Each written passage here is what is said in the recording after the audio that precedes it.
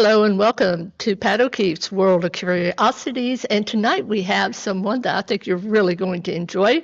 Her name is Sydney Stewart, and she is many things. She is a spiritual advisor. She's the owner of a metaphysical shop in Kentucky. She's a high priestess, a channeler, and a psychic medium. I'm going to let her just tell you a little bit about herself. So, Sydney.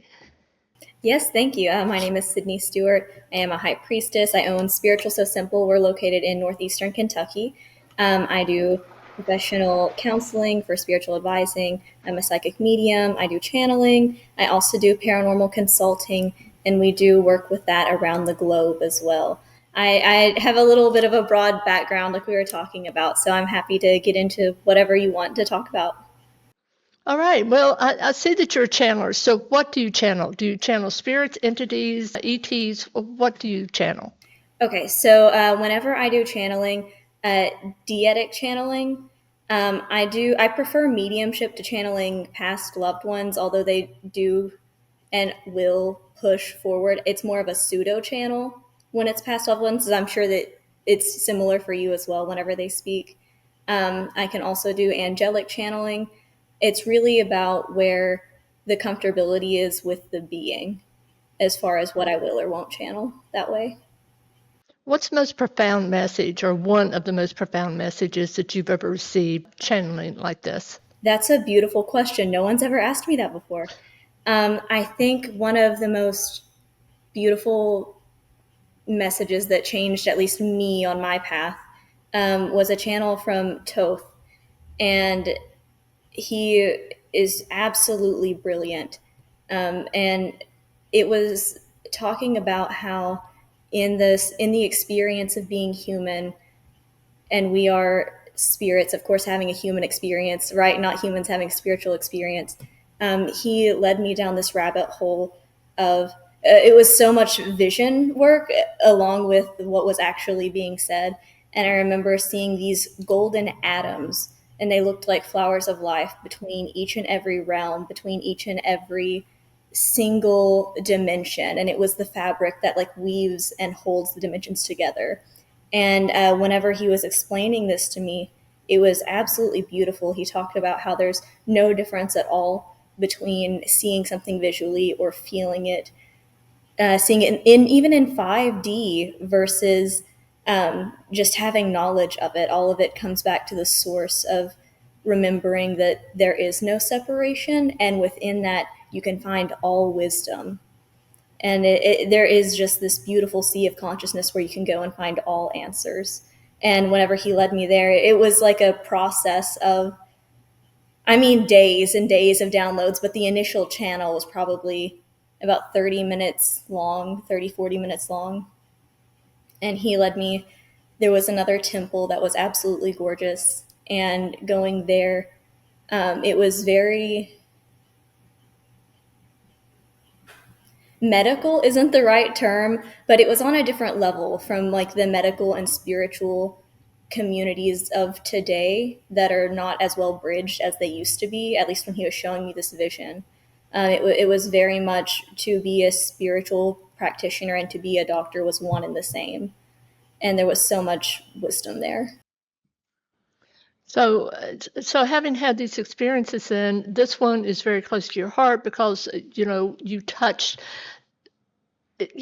energy that is full of wisdom and calming energy and opening the doors of knowledge. But have you ever contacted or had the misfortune of having it contact you where it was a negative energy? And what was that like for you? Yeah, I think the most dramatic for me kind of scenario with this was there was a gentleman who I used to work with a few states away who became one of our paranormal clients. And he actually had a ride along with him that he said that he wanted to get rid of. And it became a situation after talking with him in the astral plane, not in the physical plane, because the words did not match up. This was something that was more willful than he tried to lead on in the physical world.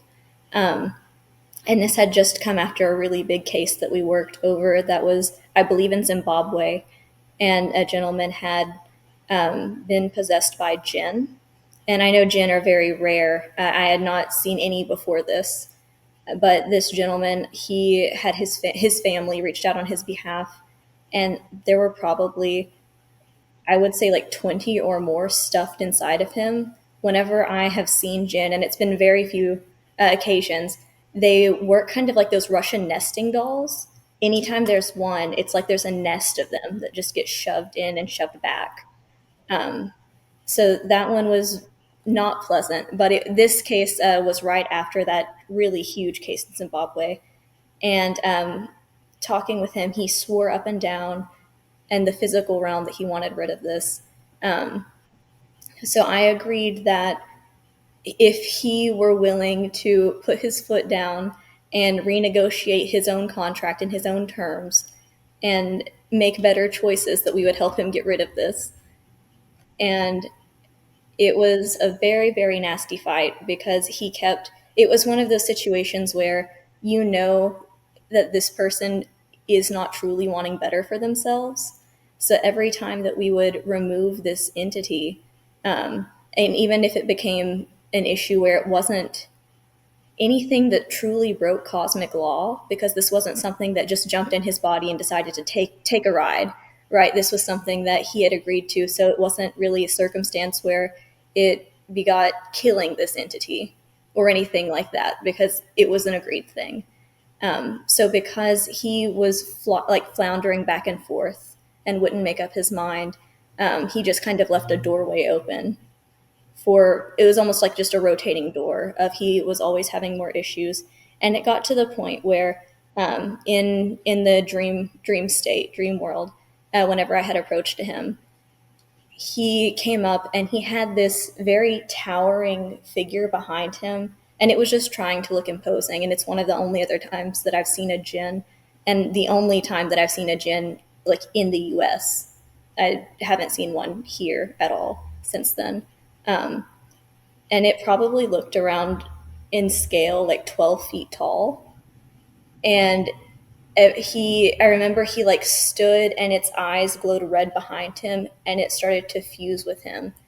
And he revealed that he was trying to become something more. It was very much a like delusional ego problem that came from being connected to this thing for too long.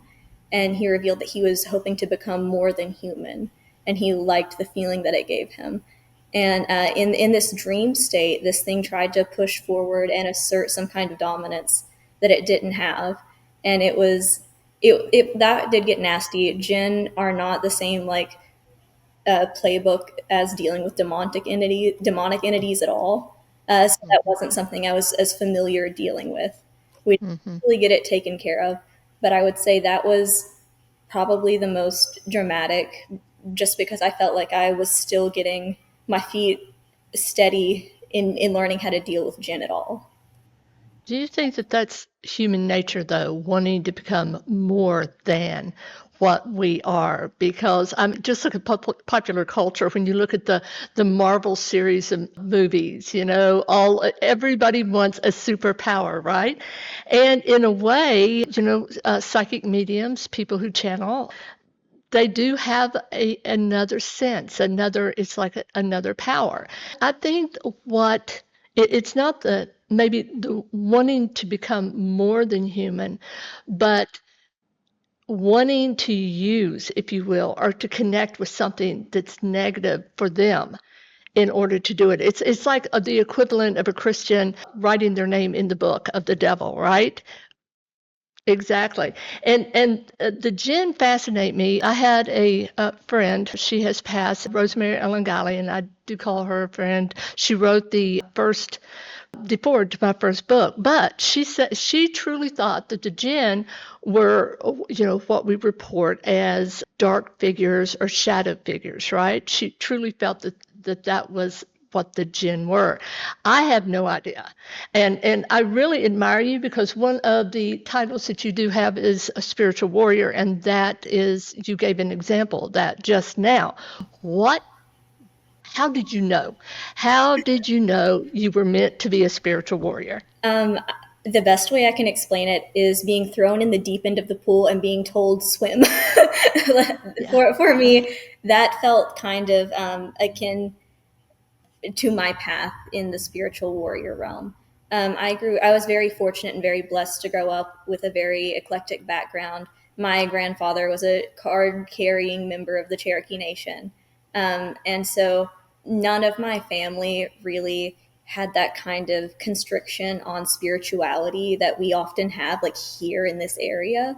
And I was raised fully to connect to the earth, to appease and work with spirits of the land that were positive, and how to, even working with the spirits of plants and herbs, everything had a purpose. So connecting spiritually and metaphysically was never like a new thing for me. But whenever I started exploring more of the gifts that I had in the psychic realm, with that came the paranormal realm almost hand in hand. There was not like a slow integration. I had very, very fresh feet in my first interaction with this, where I was able to do something about it. Whenever I was younger, I would still have experiences, of course, of seeing past loved ones or even darker entities, unfortunately. But I would say I was in my late high school years whenever I started experiencing, where I had lived at the time, some really, really dark energy. And this was an old Victorian house that, I mean, still had lead paint on the windows. It was an older house, and it had a dirt floor basement, and then we had a ground floor, the main floor, and then the attic. And I lived in the attic, and there was this solid like brick like structure. It wasn't quite a chimney, I don't think, but it went straight from the attic all the way through like down into the basement. And anytime I would go near this exposed brick, it was like that feeling, something watching you, of feeling your skin like trying to turn itself into leather, of just feeling like you have to be on edge, not sleeping well. And this became a thing where I was like, obviously things aren't great. I'm going to explore this and see what I need to do. And that was whenever I started a mentorship with one of my very dear older mentors, who's absolutely profound and wonderful. And she actually used to be in the same event circles as Lorraine and Ed Warren, and does a lot of the demonology exorcisms, that kind of path that I didn't think that I would be doing. Uh, but the universe had other plans. And so my first time really tapping into that energy in a way where I could identify it, I was able to start learning to classify, all right, this is demonic. This is just, we call them like Death Eater entities. And those are things that just kind of show up when things have died or when people are passing and they feel really nasty. And you learn like this discernment of, okay, this is just something that helps remove the rest of that emotional baggage before somebody passes on fully. These things do not feed on living people. Totally different than something that is demonic, or like an angry ghost, or somebody who is abusive in life and so then they're abusive in death. You learn how to categorize all of these different things. And so I was kind of in that realm, starting to even connect with different beings, more so like, this is what the energy of banshees feel like. This is fae. These are dragon energy. So it was very much like world opening very quickly. Back to my home, I was able to sort out this was a demonic energy. It was, in retrospect, it was a weak demonic energy, but at the time, it felt really big. I was very new to it. And as far as its classification, I know now that it was about a level 3 fear demon. And those are known to try to take shape, try to like instigate, try to isolate you, anything to try to cause a buildup of that emotion that they can feed on. And because it was part of my path to learn how to clear things out for others eventually and myself, I was blessed with the experience of, regardless of who removed this from my house, I kept having this problem until I learned how to do it for myself.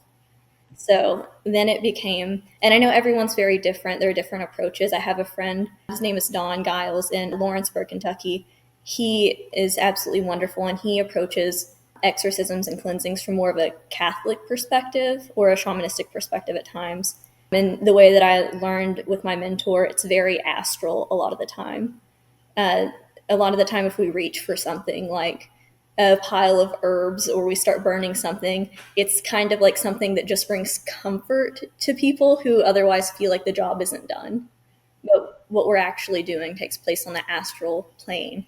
And I learned you armor up, you go into training. There were times where, I mean, 6 months at a time, I would wake up feeling like I had been hit by a bus, bruises, but I would also wake up knowing how to defend myself more.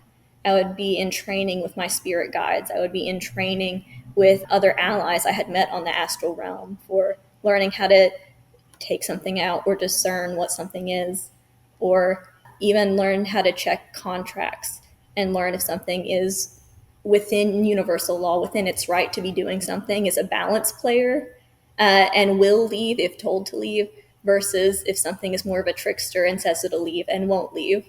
So that was my intro, was just being thrown into it in that way. All right. All right. And have you ever been in a circumstance where you felt a little uncomfortable? For sure. Yeah, yeah. And some What comes comfortability. besides the It would one in have to be more Zimbabwe? early What on. comes to mind as far as an For me, experience? I've gotten very comfortable, even if there is something that is, and this is not from a place of ego, but regardless of what you face, big, bad, terrible, whatever it is, my personal belief is you will never be brought to handle a situation that you cannot handle. And so I've never had that once I was able to find that confidence and trust that I've been trained the ways that I need to for my jobs, for the jobs that I am here to do. Very early on, one of the most unsettling things, I can give a couple examples. One was my first interaction with a banshee. And this was still when I was doing a lot of training on the astral realm. And I haven't experienced very many at all. This was one of the only ones. But when this banshee showed up, I kept seeing her, and it was picturesque. Like she had dark, like almost black hair that went all the way probably to her low rib cage. She had this white gown on, and her eyes looked like pooling black, like just voids, like there was nothing there. And she just started screaming. And I was at a friend's house at the time whenever I saw that, and I turned to them and I was like, hey, they were also very spiritual people. They had been on their own path for, I think, maybe 8 or 10 years. So I turned to them and I was like, hey, do you guys hear that coming from your living room? Coming from your living room? We were out on their porch, and they were like, hear what? And then I saw one of them close their eyes, and they went, oh. And they weren't able to remove it. So they were like, hey, I think maybe you're supposed to remove this. And that's why you saw it first. And I was, again, very green. So I was like, okay, that makes sense. Didn't do any kind of checking beforehand of, is this something I need to do? I just was like, oh, that sounds right. These are people who are technically elders to me. So I, to the jump, went in way too early, and I removed her. That was not what was needed. She was there to give me a heads up of what was going on. And the uncomfortability that I felt after that was so like skin crawling. Right. I could not place why it was as it was. So eventually I went back to my mentor, my private mentor, and I told her what was happening. And she kind of looked at me and she was like, okay, so here's what we're going to do. And uh, they were able to show me how to deal with this kind of situation. And her husband actually resurrected this banshee energy and moved her far away. And I think that she'll be there until she cools off.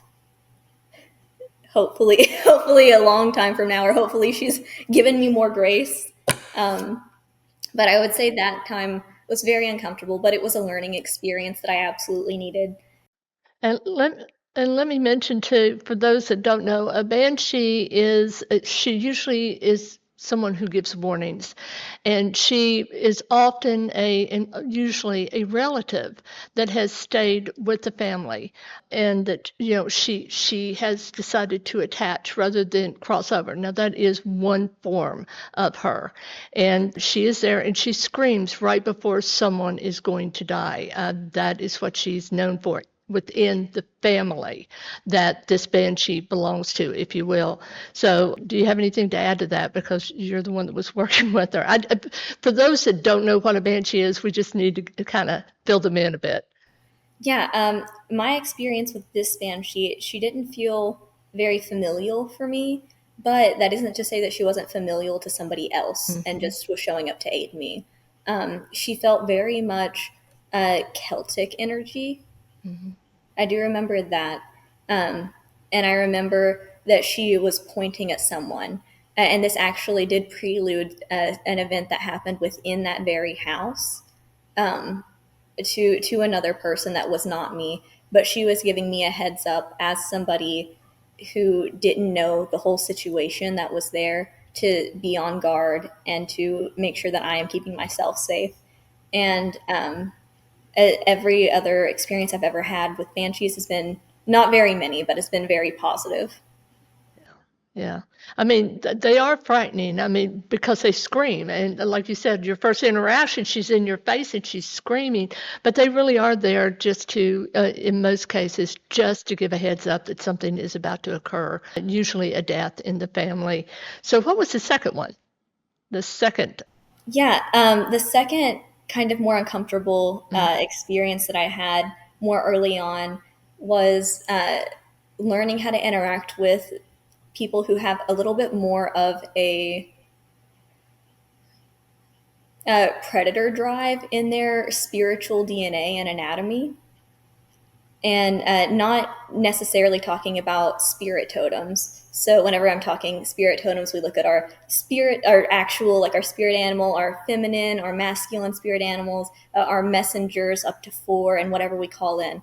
When I say our spiritual DNA, there's also 2 above that that come in through a golden and silver helix that flow in from above your spirit animal.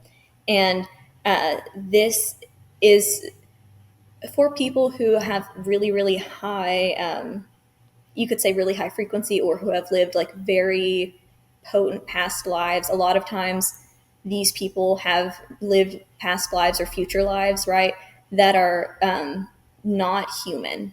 So they may have lived a life in the Fey realm. They may have lived a life as another kind of entity. And that is a blessing that they then carry forward in their DNA that's latent. And then when they go through the spiritual awakening, that DNA, for all, like it comes back alive and it reactivates itself, and that's something you can tap into. Um, there are some that are a little bit more shady than others. One very common, everybody knows the energetic vampires. Everybody knows the sanguine vampires. Um, I think one of the first times I saw a siren, um, like a true human incarnate, that was one of her uh, blessed energies that she carried with her. One of the things that stuck out to me was I had never seen her without glamour. Like you could just, I don't know for other people, but whenever I saw her, you could see glamour coming out from her from about a foot away on all sides. And it was when we had talked about it, I came and I asked her, I was like, hey, is this something that you do? Like, are you doing glamour magic? I think that's really cool. Is this something that you like naturally exude? And she actually then did share with me the knowledge that that was something that she had experienced, and she remembered living that. And that was very cool. But it definitely is not what people would expect, I guess. Um, Siren energy, I've noticed, coincides a lot with people who have reverse empath gifts. So, not necessarily somebody who is empathic and feels other people's emotions, but the more rare reverse empath. So, when they feel an emotion, they push it, and everybody else is way more likely to feel that. That is very connected, I believe. Well, what advice do you have to anyone who's thinking about the spiritual warrior path? What tips or tricks or just advice that you can give them? My best advice is make sure that your ego stays at the door.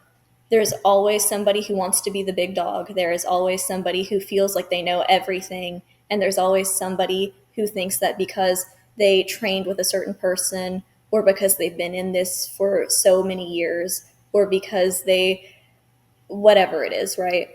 They think that they are the best in the world at it. And maybe that's what they need. Maybe that's what gives them confidence, is to Wait a truly minute, I got to tell you, we call those people name droppers.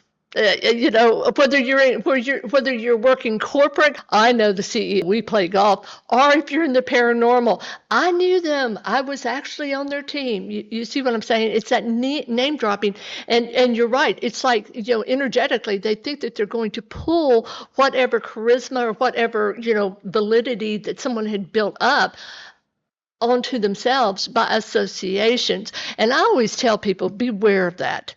Beware of that. I'm going to tell you a little short story. I I had a beautiful little girl. I swear she's about 19, 20 years old, maybe a little older. When you get to be my age, everybody looks young. So anyway, maybe mid 20s. I'll give her that. So she's sitting there and she told me, she said, I want to be a medium. And she, the energy was not there. There is a certain energy that mediums have. It's a little darker. It is. It's not that they are dark. It's that they're more comfortable in the darkness where others panic because they can't see, right? There's just that energy. So she sits down. I knew she was gifted, but this was not her gift. And so she told me that I had just flown to California and I studied with so and so, and then I'm going to study next month with so and so. And I said, you need to quit this. You need to quit this.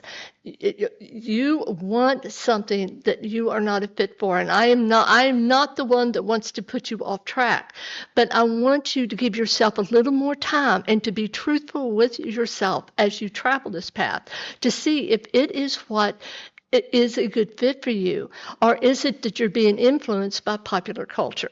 At the time, it was very, very popular. And I said, you are extremely talented.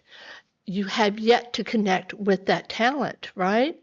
And I'm a big believer in telling people the truth rather than sugarcoating. absolutely, absolutely. Okay, so you have such a background, and I want to be able to transition now because there's just so much. Now, you're a high priestess. What path did you study? So my mentor, she had a full upbringing in Wicca, as well as in Northern shamanism, Mhm. and then privately, I also have an more astral path, but that is more spirit initiated instead of lineage initiated. From one psychic medium, and I always say psychic and medium because I know you have to be psychic to be a medium, but in some cases like ours, we are psychic and we're medium.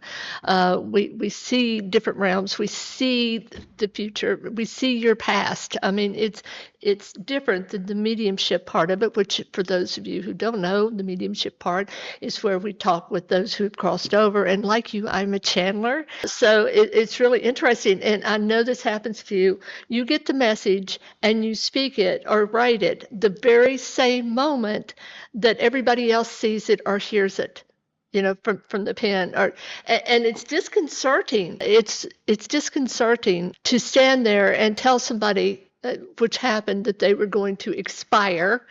And the thing is, I wanted to save this particular person. I didn't want to give this message. And so I was reading auras, and I told him, see, all I saw was black around him, almost a solid black aura, just a little gray. That was it. And I'm like tap dancing all over that room. It's public reading. And he said, little miss, I said, oh, I see dark blue with you, and started doing the tap dance. And he said, little miss, that doesn't sound like me. I love this man, and I know he went to a very good place. I tried to save him, but let me tell you what happened. I was channeled at that moment. They said it's like a robot kind of thing because you're being taken over. You have no control over your body. And I looked at him and I said, I'm sorry, but you're going to die. And he looked at me and he jumped up. He was so happy. He hit his chest like this. He said, Little miss, they told me I had 3 months to live. I heard Spirit say less. He has less. And I said, Is there any message for him? And it was like angels don't just have big discussions, or at least mine never have that I've connected with, because they're soldiers. I get a message. That's it. The message has been delivered, and once that message is delivered, it's not like they rephrase it or that's the message. And so, well, let me tell you, yeah, afterwards, he came running over to me, the little guy that, I told him that he was going to expire. He comes running over to me. He said, Little miss, he said, I came here tonight for hope. And he said, and you gave me that hope. And from then on, I was pretty young then. From then on, I don't care what the message is, I give that message, period. And I admire you for being a spiritual warrior. I wanted to be one very badly when I was younger. And I went to Spirit and I said, Am I destined? Am I supposed to be a spiritual warrior? And I heard as clear as a bell, You are a messenger. And the only time I ever tried to put my spiritual warrior wings on, I would have had myself in a real pickle if I had not had otherworldly help. Um, yeah, and that's the one piece of advice I give to people who are new to this. Do not go running into that good night. Make sure that you develop relationships with the astral, with the astral plane, if that's what you're connecting to, with spirits on that, with angels, with whatever, with the ancestors, because many people that start with, those types of energies, ancestral spirits as they travel the path and as they gain more frequency, if you will, as they travel the path, then as their frequency rises, then they will get additional help, if you will, additional. I always called them guards, and because they're called spirit guardians or spirit guides. So, all right. And what about you? What's the advice you could give to someone new to the path? New, I would say you have time. You don't, similar to your message, truly, because I think that's what you see when you're in this line of work the most is you see people who are very gung ho and very excited, and it's so refreshing to see that because sometimes you get in it and you're like, oh, this fresh excitement. I love, you love to see it. Um, I would say you have time to learn. Vet the people. If you are initiating or learning from different people, I would say vet the people that you're learning from. Make sure that you are learning from somebody who is of a similar moral compass to you, because you may find yourself in a situation where that's not the case and you may not be pulled to learn certain things from certain people.